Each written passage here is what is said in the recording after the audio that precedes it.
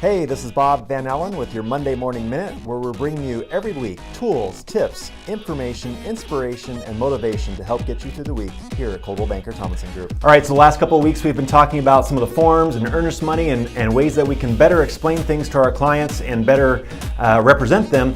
This week in particular, I want to talk about the RE20 form, which is the termination of contract and release of earnest money form. So obviously, every time we write a deal, we'd love for every one of our transactions to go to closing. We all know that that doesn't always happen for a variety of reasons. Either buyers or sellers decide that they want to terminate a deal.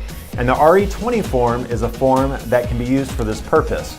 And oftentimes I will see that we fail to take full advantage of how this form is laid out. You'll notice that there's actually two sections of the form. The top section deals with the fact that the contract is terminated and the buyer and the seller agree that they will not move forward toward closing. And the bottom part is what talks about the earnest money. It is possible for both the buyer and the seller to agree that the contract is dead by signing the top part only.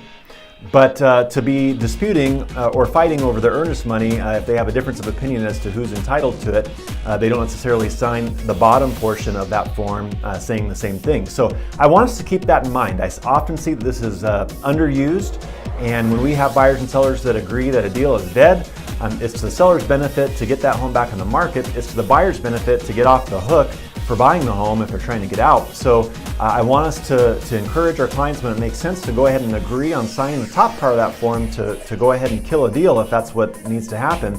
But if they're fighting over the earnest money, they can still do that after the fact, as long as they didn't sign the same bottom part of the form, if that makes sense. So keep that in mind. If you have a seller that's looking to get their home back on the market pronto, when a deal is dead, get them to sign the top part of that so that we can get it back on the market and they can still go after their earnest money separately.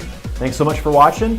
Talk to your manager or myself if you have any questions about how to use this or any other form that we use. Thanks so much for watching. Have a great week.